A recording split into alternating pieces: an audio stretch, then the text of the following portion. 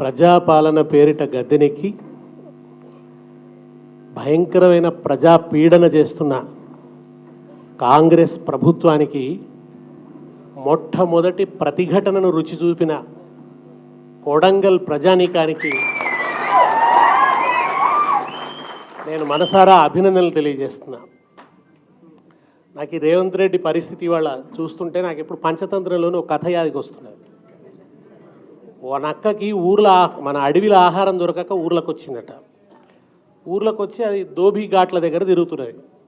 తిరుగుతూ తిరుగుతూ అక్కడ వాళ్ళు తెల్లబట్టలకు నీలిమందు వేస్తారు కదా, ఆ నీలిమందు కలిపున్న తొట్టిలో పడ్డది ఆ నక్క పోయి. పడంగా దానికి మొత్తం నీలం రంగు అంటుకున్నది.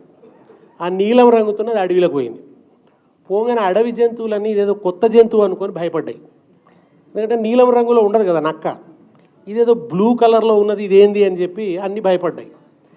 భయపడంగానే ఆ నక్క కూడా ఇదేదో మంచిగా ఉందని చెప్పి, నేను దేవుడు పంపించిన దూతను, నేను మీ కొత్త రాజును, మీరందరూ ఇవాళ నుంచి నేను చెప్పినట్టు వినాలి అన్నది. అంటే పాపం అన్ని భయపడ్డాయి. అన్ని జంతువులు ఈ నక్క చెప్పినట్టే వింటున్నాయి. ఇక అది ఇష్టం ఉన్నట్టు తిడుతున్నది, పండబెట్టి తొక్కుతా చీరుతా లాగుల తొండలు ఇడుస్తా అది ఇదని దాని ఇష్టం ఉన్నట్టు తిడుతున్నది. దాని ఇష్టం ఉన్నట్టు అది తిడుతున్నది.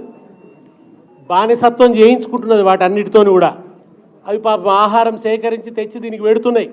బాగా తింటున్నది, దుక్కలాగా తయారైంది. చివరికి ఏమైందంటే ఇక దీని పీడ పడలేకపోతున్నాయి, దీని పీడ ఎట్లా విరగడవుతుంది రా అని ఎదురు చూస్తున్నాయి. ఒకసారి సభ పెట్టింది, ఇవాళ అసెంబ్లీ పెట్టినట్టే.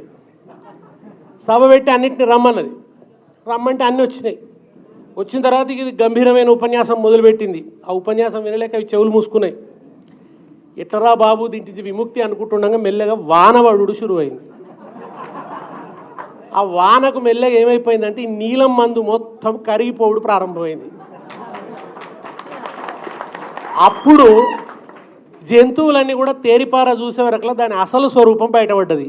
మరి నీకు ఇది నిన్నదాకా మనం చూసిన నక్కనేరా, దీని దగ్గర మొన్నటిదాకా 50 లక్షల రూపాయల బ్యాగులే ఉండే, ఇప్పుడు ఇది కోట్ల రూపాయల బ్యాగులు తయారు చేసుకుంటున్నది. ఈ కోట్ల రూపాయల బ్యాగులు చేసేదాన్ని చూసి మనం ఇంకేందో అనుకున్నాము. మీకు గుర్తుంది కదా, మొన్న అసెంబ్లీలో బ్యాగ్ ఇచ్చిండ్రు ఆయనకు, బడ్జెట్ బ్యాగ్ ఇస్తే దాన్ని వెనకా ముందు చూసుకుంటున్నాడు ఆయన. వెనుక నుంచి పాట పెట్టిర్రు, గుర్తుకొస్తున్నాయి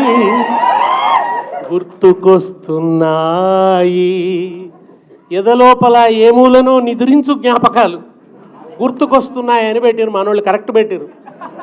అట్లా నీలం రంగు కరిగిపోగానే జంతువులు అన్నిటికీ అర్థమైపోయింది అది నక్క అని. ఇక తర్వాత ఏం జరిగిందో నేను చెప్పాను మీకు.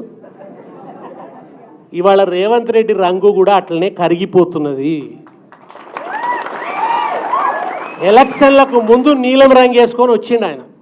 ప్రజాపాలన, ప్రజాస్వామ్యము, భావ ప్రకటన స్వేచ్ఛ అని పెద్ద పెద్ద మాటలు మాట్లాడిండు. వీళ్ళు చెప్తే అవన్నీ కూడా నోటికి బట్టి మాట్లాడడం మొదలుపెట్టిండు. కానీ గద్దెనెక్కినాక తన అసలు రంగు బయట పెట్టుకుంటున్నాడు.